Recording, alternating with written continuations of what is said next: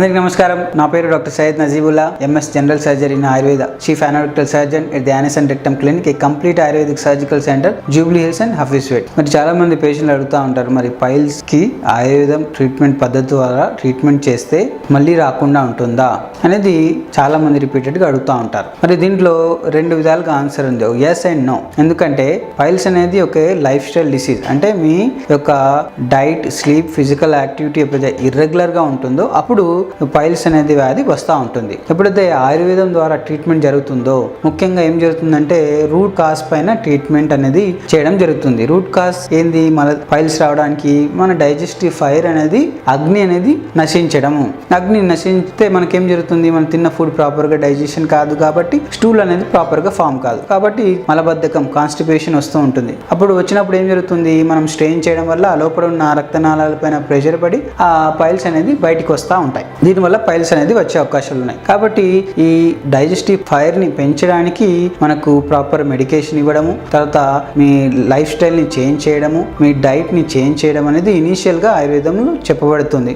ఈ చేయడం వల్ల నార్మల్ గా 80 to 90% పీపుల్ కి వితౌట్ సర్జరీ మనకు ఆయుర్వేదం ద్వారా ట్రీట్మెంట్ ఇచ్చి పైల్స్ నుంచి విముక్తి కలిగించవచ్చు. ఎప్పుడైతే 3rd, 4th డిగ్రీలో ఉంటుందో అప్పుడు ఏం జరుగుతుంది? పైల్స్ అనేది కంప్లీట్ గా ప్రొలాప్స్ అవుతా ఉంటాయి, కాబట్టి దానికి సర్జరీ అనేది అవసరం ఉంటుంది. సర్జరీలో క్షారసూత్ర, క్షారకర్మ, అగ్నికర్మ అనేది ట్రీట్మెంట్ పద్ధతులు ఆయుర్వేదంలో క్లియర్ గా చెప్పబడింది. ఇవి అన్ని సింపుల్ పారాసర్జికల్ ప్రొసీజర్స్. దీన్ని లోకల్ అనెస్థీషియాలో కూడా చేయగలుగుతాం.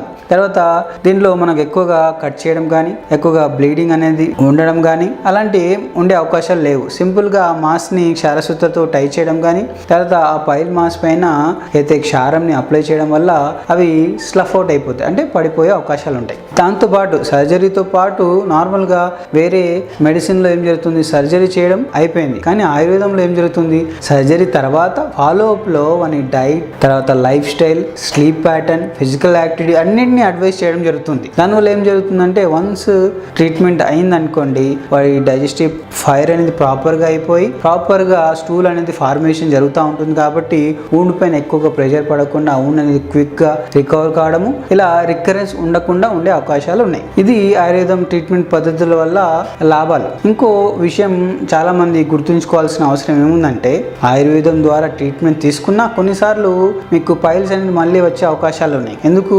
ట్రీట్మెంట్ తీసుకున్నా తీసుకోకున్నా మన స్టూల్ అనేది మలద్వారం లోపల నుంచి బయటికి రావాలి. కాబట్టి వన్స్ ట్రీట్మెంట్ అయిందనుకోండి, అయిన తర్వాత మీ proper sleep, proper physical activity, తర్వాత ప్రాపర్ డైట్ తీసుకుంటేనే మనకు స్టూల్ ప్రాపర్ గా ఫామ్ అయిపోయి ప్రాపర్ గా మనకు ఎలాంటి ఇబ్బందులు ఉండే అవకాశాలు లేవు. లేదు మీరు సర్జరీ చేసుకున్నారు, ఆయుర్వేదిక్ ట్రీట్మెంట్ పద్ధతుల ద్వారానే ట్రీట్మెంట్ తీసుకున్నారు, కానీ సర్జరీ తర్వాత మీరు అడ్వైస్ చేసిన స్లీప్ కానీ, డైట్ కానీ, ఫిజికల్ యాక్టివిటీ ప్రాపర్గా ఫాలో కాలేదనుకోండి, డెఫినెట్గా మీకు రికరెన్స్ మళ్ళీ వచ్చే అవకాశాలు ఉన్నాయి. ఈ విషయాన్ని అందరూ గుర్తించాలి. Thank you so much.